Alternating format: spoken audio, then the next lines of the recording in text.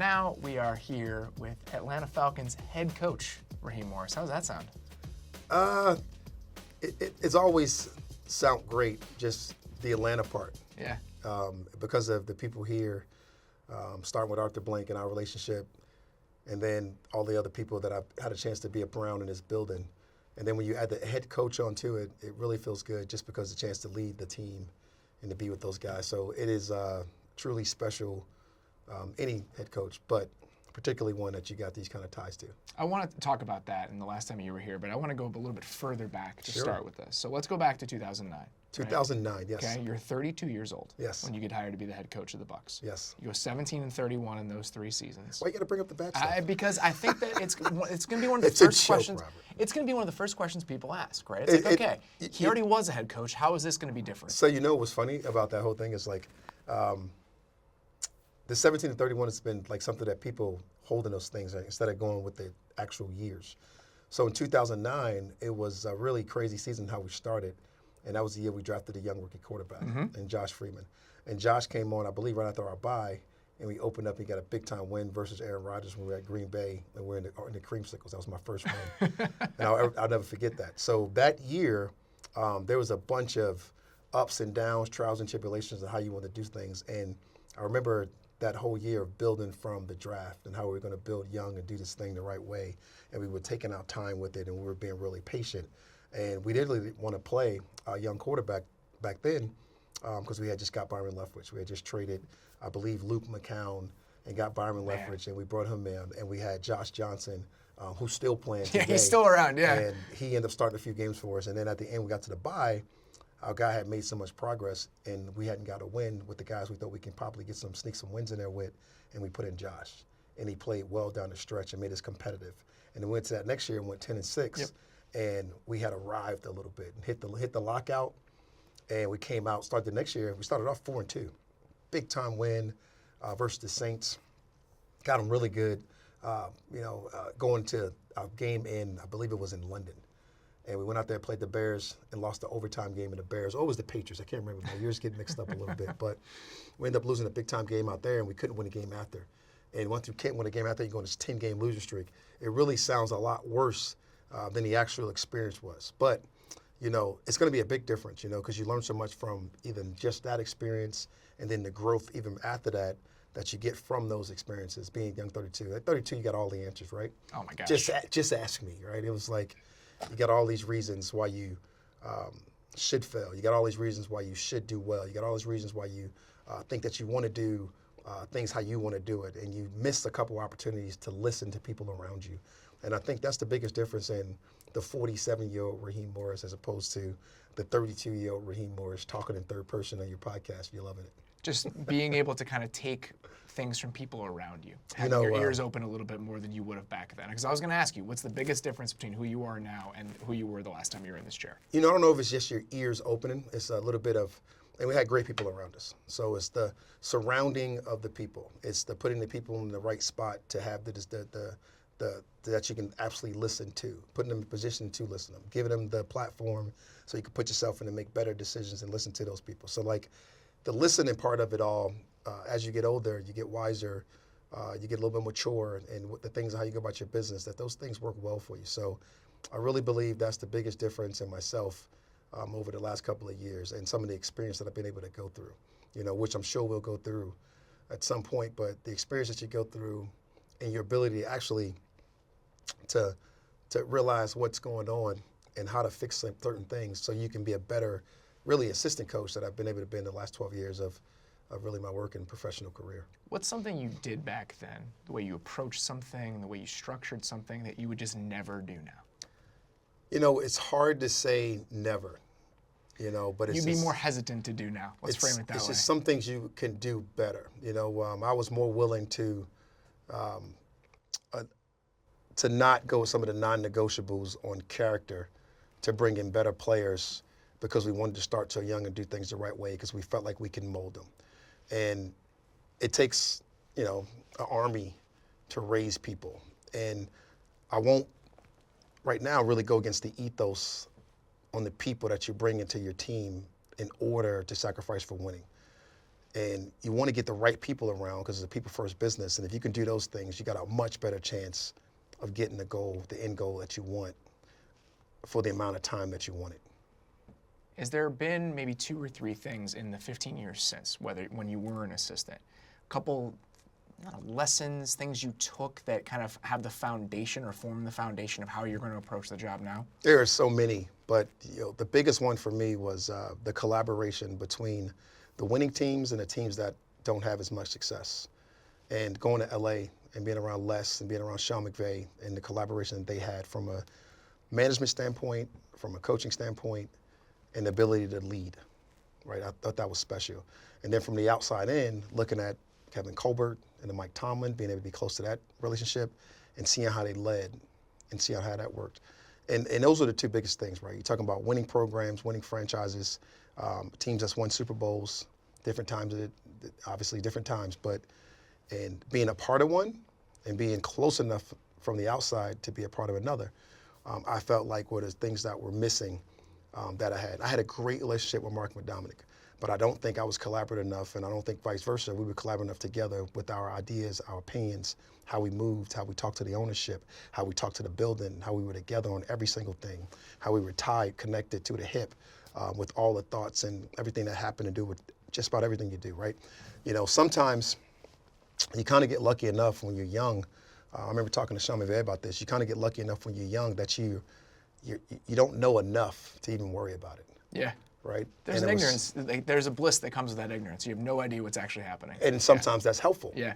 And in my Less case, fear. yes, in my case, I can't necessarily say that. There were some blind spots that I would probably like to be more aware of that I probably could have been more helpful at the time that I'm able to be more helpful with now. And hopefully that turns into the right direction for us for success. How did you see that collaboration manifest? Is it when those guys met? Is it the topics that they would discuss? Like, what did that actually look like in practice with Les and Sean in LA? So it'd be hard for me to talk about when it happened because it was already going before I actually got there. I was able to jump right in the middle almost, right? We're talking about a group that had got together, had success, won a couple games, came out here and lost to us in Atlanta in the playoffs, right? The following year was able to go to Super Bowl together, lose a Super Bowl together, was able to bounce back and still win football games and get back together. And then, fortunately enough for me, I was able to go out there and join those guys in the leadership role. And being close to Sean, he was able to bring me behind those back channels so I can see all of the things that they did do and how it went down. And I got a close enough relationship with Les that I was able to listen to him and see how it went down with him. And to see really Les just be this nerd who just wanted to watch football and study players and be great. Then you watch Sean, who's a nerd in his own right, who just wanted to call plays and just wanted to coach football and just wanted to be that guy. Then you watch those guys get together, and it was a great conversation. It was great battle back and forth or thoughts or ideas bouncing off each other.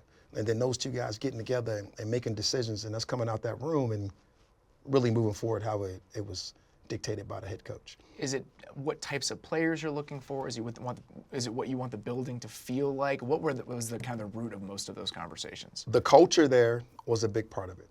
The we not me mentality that just screams through LA. That was a big part of it, the culture, when you're talking about how that was going down. And that was really the people.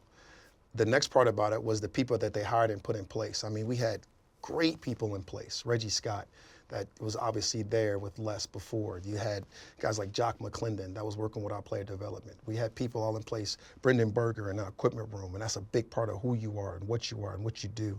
We had people all across that building in our strength room with Love and some of the things that they were doing in that room. And it's just all the people, Sophie Harlan, people that was in charge of travel, and the commitment that was all across the board and the collaboration and the meeting of people that made that thing go the right way. From the president and Kevin Demoff to Tony Pastor and our freaking money department and doing all the things, all the way up to ownership, right? And I thought that was one of the cooler environments to be around when it came to people being like-minded and being on the same page for a long amount of time and onboarding people the right way to replace people when they did leave to get things to stay the same. And that's why I really believe Sean and Les and that organization has some success over the last couple of years. You had to wait a long time for this. It's been a while.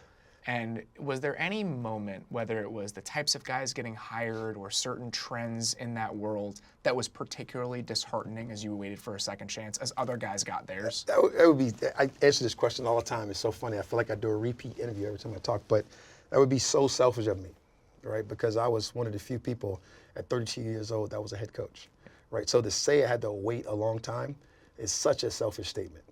When you guys got guys like Bruce Arians who waited to 60 to be a head coach the first time, right? So I felt fortunate to be a head coach at 32, right? I felt fortunate to be a coordinator for a very long time in this league. I felt fortunate to be able to go from offense to defense or defense to offense.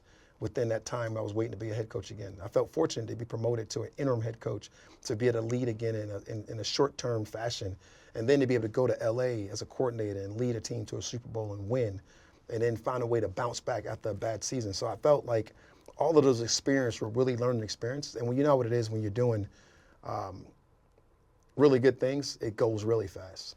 So I never got to the, oh, woe is me mentality because I never felt like I was one of the guys that was slighted of an opportunity. I had an opportunity, didn't work out how you quite wanted. And the next thing you had to do was get ready for the next time it came up. And I always felt like it would come because I always had opportunities to either interview, always had opportunities to do well, always had opportunity to go to the playoff and advance and win more championships, whether we're talking about in Atlanta or we're talking about LA.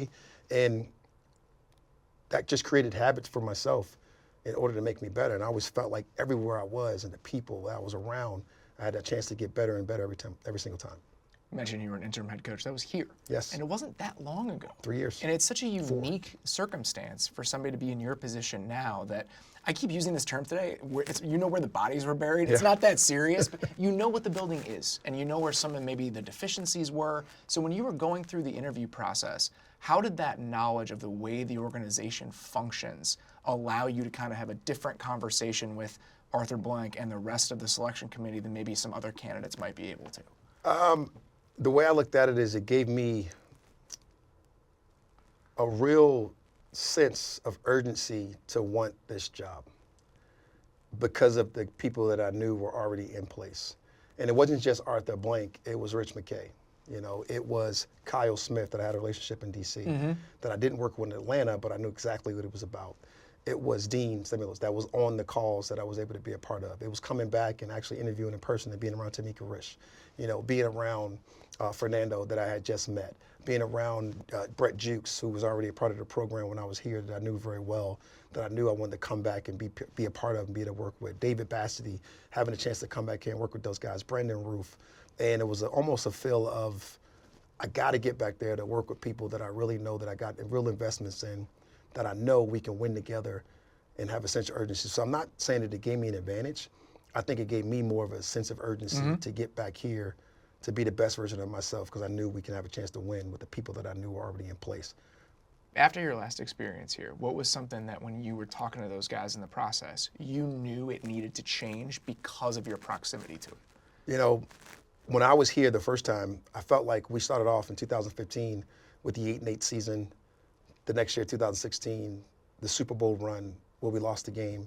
17, the playoff run where we lost the game versus Philly to end up winning the championship.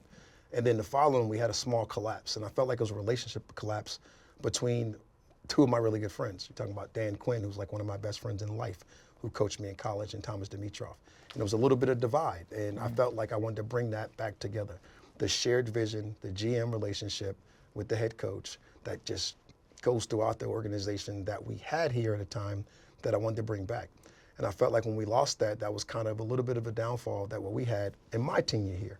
And, you know, you would have to ask Dan and you have to ask Thomas on what they felt, but that was just some outside looking in, a version for myself of the relationship between those two and what happened between all of us. And how do you format that with Terry? Is that just spending time? How have you guys spent time together? What does the bedrock of that look like? I really believe it kind of happened just over time. And I think it's happened really with us kind of almost right away, right? It was the immediate hire. You know, I think the delay in even the first the press conference got a chance for us to really meet each other. I think us being on the phone, actually doing Zooms with interview candidates. I think us being on the phone each week talking about what we want to do, how we want to move forward, the draft process. I think our free agent process. I think all of that stuff, us working together, has just been outstanding. The support that he's been able to show me from an off-season standpoint, the support I was able to show him from a draft and a free agency standpoint, being around his people, him being around our guys, the new guys getting with the old guys, the profile tapes, all of the stuff that we've been able to do up to this point, I think it's been a collaborative effort between us two that has just really shown the shared vision that we both have. And I think our relationship would nothing but continue to grow. Like it's almost like a brother relationship at this point. And it's been a very short time where that's been formed. And I got to keep that and maintain, and I think that's my job. And I think that's our job. And I think that's what we have to do in order to get this thing going the way we want to get going. Everyone pulling in the same direction. Exactly right. Remember the last time I talked to you, it was before the 21 season. Sure. And you were in such a unique circumstance. You come in as the defensive coordinator for Yes. a team, but you're learning the defense. Yes. I mean, I can't remember anything like that because pretty much everyone else had been in place and they had a lot of success. A lot of it. I want to just have you walk me through practically what that looks like, because I think it'll give people a window into how you think and in terms of how you want to interact with your staff and your players. So practically, what did it look like? Everywhere you go, you know, people are going to have systems that are similar. I mean, it's just football is football in the simplest form. You got fundamentals, you got techniques. That's always going to be something that's your trademark. And I just wanted to implement some of my fundamental core beliefs while learning the system in the language that the people already knew. Like, why make 60 other people learn something new as opposed to one learning what the 60 already know and be able to formulate that thing to get it going in the right direction so we can win football games. And I felt like it was an easy transition for myself because I had such good people around me. And I had such good people that already set a nice foundation that had it going in the right direction to go out there and absolutely have the same goal and win a championship for each other. Man, it was such a smooth transition. I think it was a good transition, and I think it was well done by coaches and both players alike. I'm talking about position coaches to coordinators to the head coach, from Ejiro Evero to Eric Henderson to Jonathan Cooley to, I mean, just coaches in this league that are all different areas and all different walks of life that had been in LA, that had worked with me in different venues and different parts, that we got back together, and it's such a mutual respect that it just worked well. What's the most important thing you have to learn in that process? Is it how to call a game? Is it how structures work? I mean, what was the thing that you feel like, all right, when this light bulb went off, now I understand it? You know, the really thing there was the special player that you had when you're talking about 99. You know, he just retired. So, like, having that guy, not everybody's been around a person like 99. You know, we're talking about a guy that's one of one. I guess I was around the closest, and like a guy like Warren Sapp.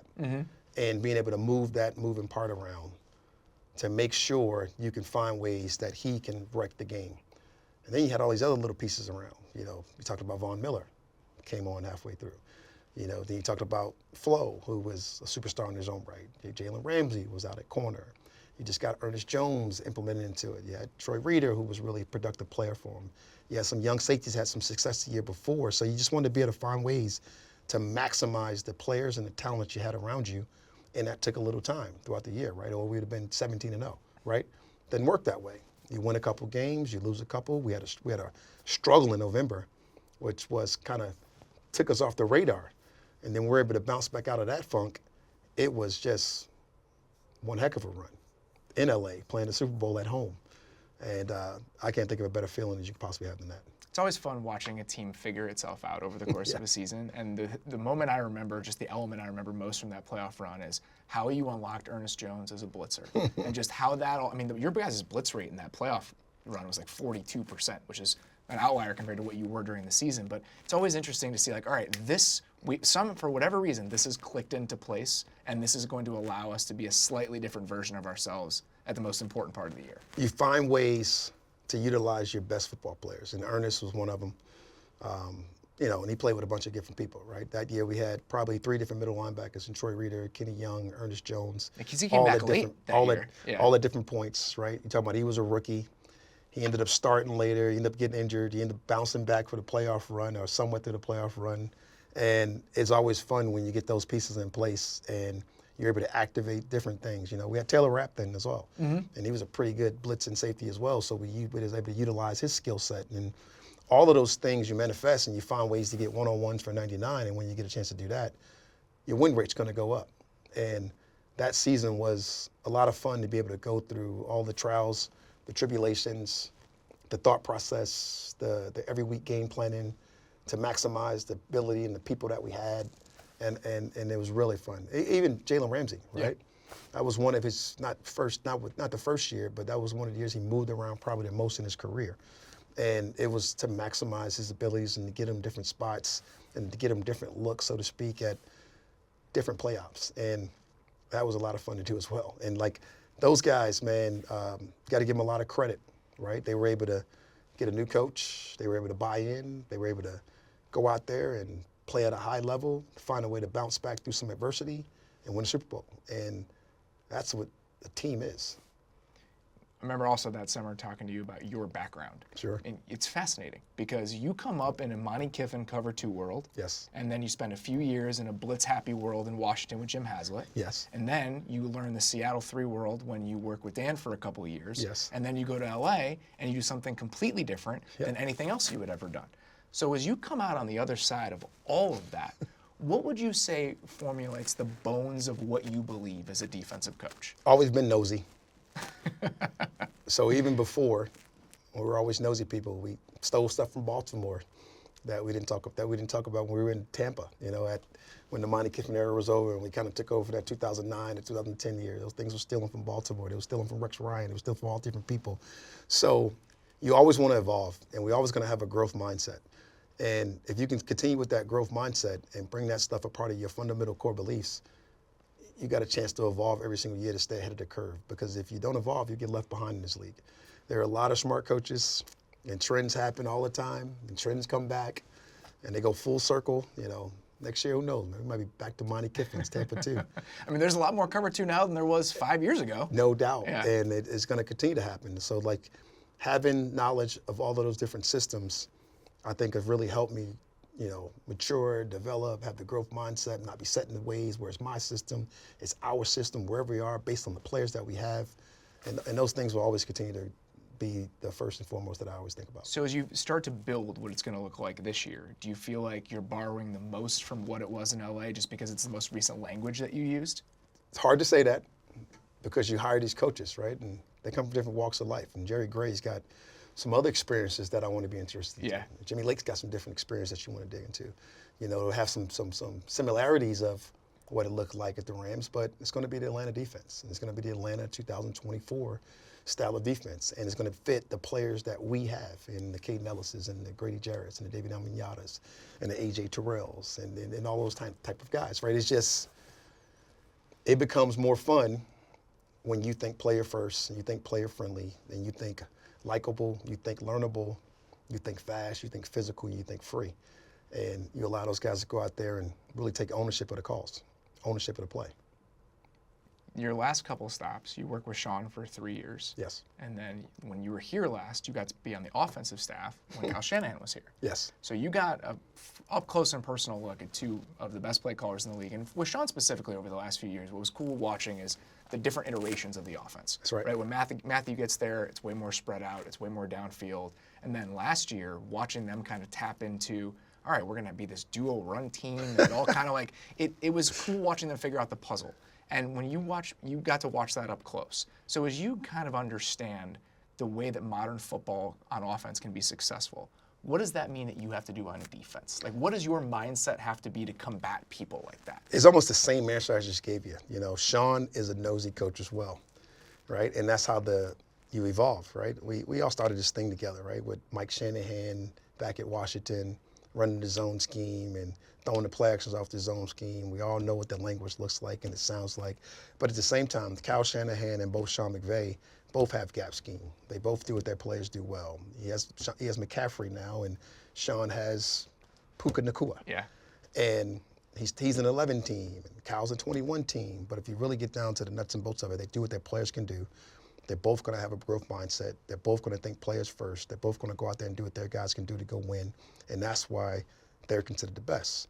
that constantly stand ahead of the curve, that constantly stand ahead of what everybody else wants them to be, and they find different ways to morph their stuff to go out there and win football games. And as a defensive play caller, you better keep up. When you were talking to, I want to talk about the quarterback room for a little bit. When you were talking to Zach about Kirk, when you guys were initially Yes. going to make that decision, what was it about Kirk's skill set and background that you thought made him a fit for what you guys wanted to be offensively? The human in Kirk was the number one deal that made him a fit. His ethos and who he is as a person, being around him in D.C., knowing exactly what he was as a rookie, knowing what he was as his maturity level grew and he became a starter and a full-time starter, being with Kyle Shanahan, being with Sean McVay, going with Kevin O'Connell, being around similar systems that we've all done and we've all worked with. That was the first thing.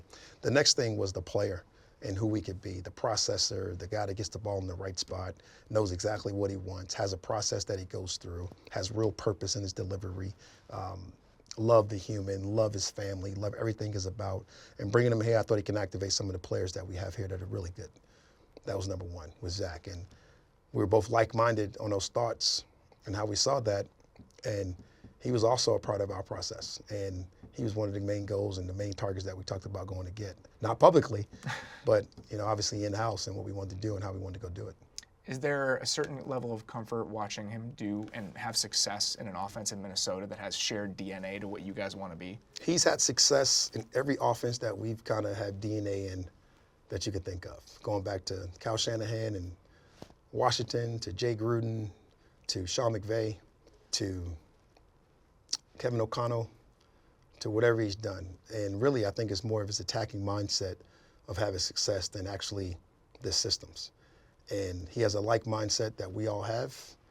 He sees it very similar, but it really made it easy knowing exactly what Kevin O'Connell was doing, knowing exactly that Zach and Kevin worked together, that Raheem, myself, and Kevin, and Sean, and all of us worked together at one point. And it's a big family, and it was a lot of fun to be able to incorporate that into it. And you're forgetting some other people with that. Matt LaFleur worked with Kirk Cousins. He was his quarterback coach. Mike McDaniel was on that staff as well. So all of these evolving offenses that you see that are consistently getting better and better and making it harder on defensive guys, Kurt has somewhat of a relationship with all these people. And that is fascinating for all of us, particularly when you get somebody that's a quarterback-needy team and a team that you think you can go out there and win with if you get the right guy. Yeah, he's almost like the platonic ideal of a Shanahan system quarterback. I mean, it's like you can it's so easy to envision dropping him into what you guys want to be and then unlocking everything else. I can't call this Shanahan system anymore. We used to call this Shanahan system back in Washington when we was talking about when you didn't want to say Kyle or Mike, you just said the Shanahans. Now, I mean, it's kind of like it's a little bit of everybody. It's the guys, yeah. and it is the most competitive thing to watch when you get a chance to watch the tape and. A lot of similar things, little subtle differences, and things of that nature that you can go take from and steal from your own team. Obviously, that's not the only move you guys made at quarterback this offseason. That's right. Ultimately, what was the deciding factor that you guys made you think it was worth it, even after signing Kirk, even after being in kind of the win-now urgent position that you're in, That's right. to pick a guy like Michael Penix when you did? Kirk gives us a chance to win a championship. Let's not even put it any other way.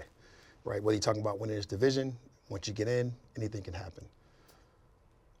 Kurt's in his 12th year, and if we would have drafted Kurt in year one in 2012 and he had been an Atlanta Falcon up until this point, we'd be looking for somebody to come in and be ready to be the heir apparent and take over the reins.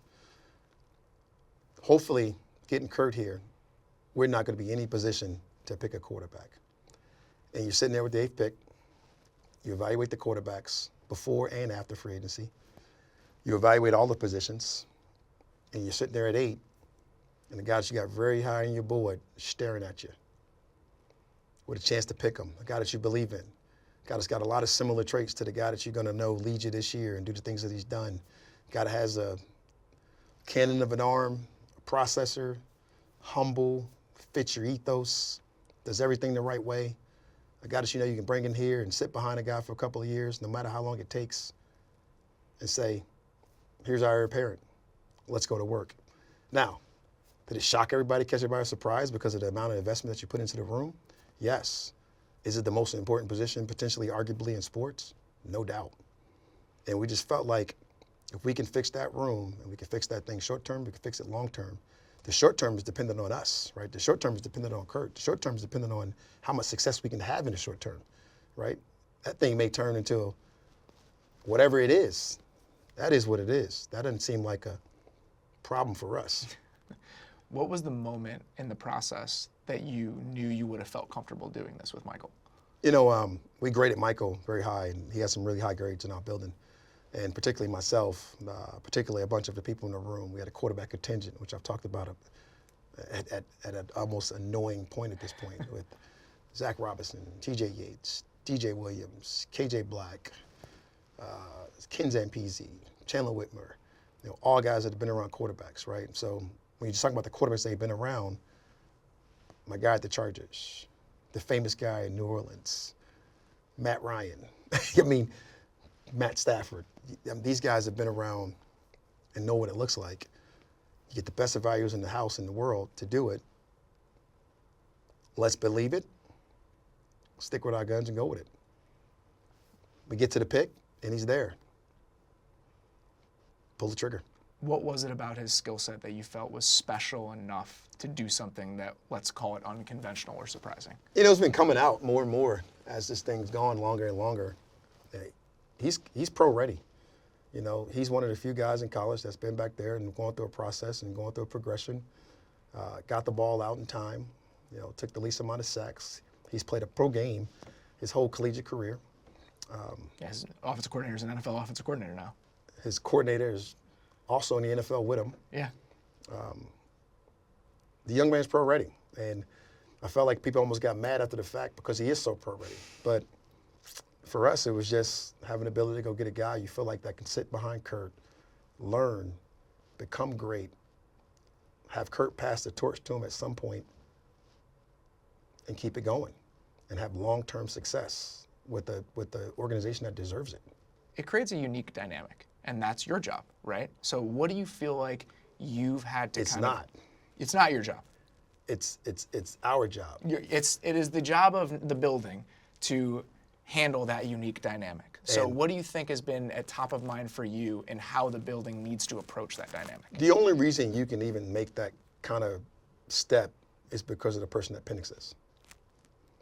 If Penix wasn't the guy that he is, then we wouldn't be able to do it. And really, both of them. If Kurt isn't the guy that he is, we couldn't make those type of decisions. You know, when you have a guy like Penix, a strong character, strong personality, fits the Falcon ethos, all about winning, one common goal. Both of these guys aim at the same thing, looking at each other, knowing that you can get better every single day. Those are the kind of people you have. That's the kind of people you want. And the rest of us, we got to be there to support those guys. And I think that's our part in it, being able to support our guys. One of the people that you brought to be a part of that process is Zach Robinson. Yes. Why Zach? And as you looked at all the offensive coordinator options available to you, why did you land on him? When I got to LA 3 years ago, it was an immediate connection with Zach.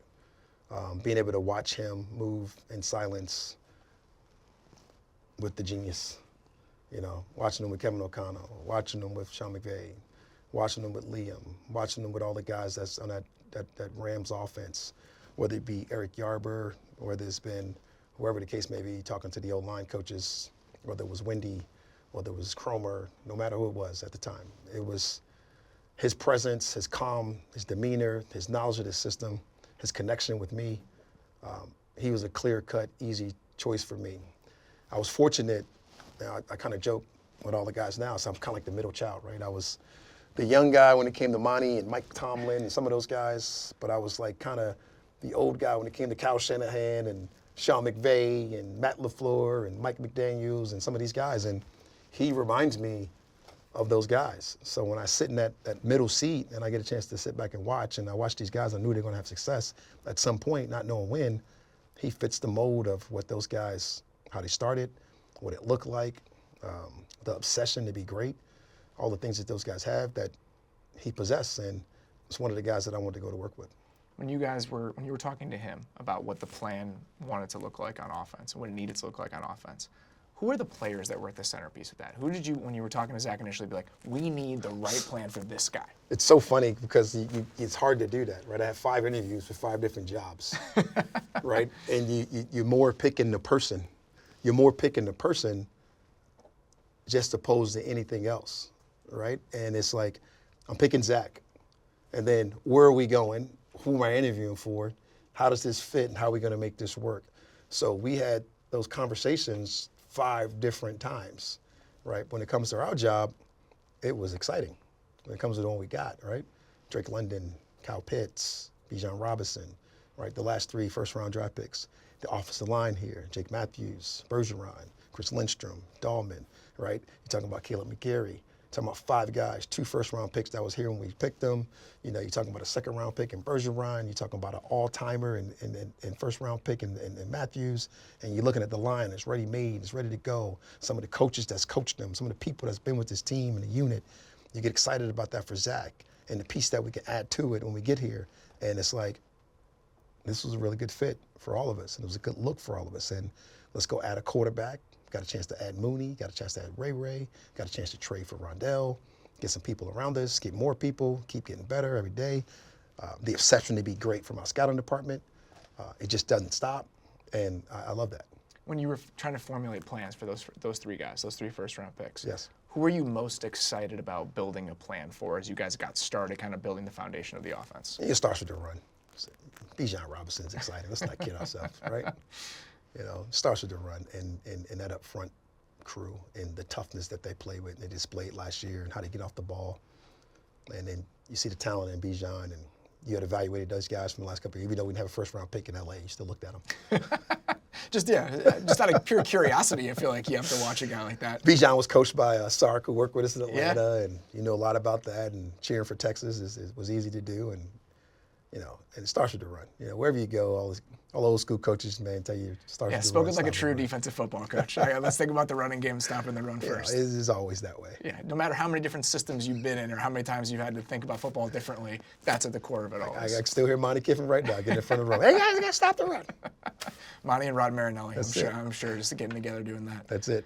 Raheem, sincerely appreciate the time. Very excited about you getting this opportunity and curious to see how it goes and where you guys take it. Awesome. No problem, man. Thank you. Thanks. Always good to come on.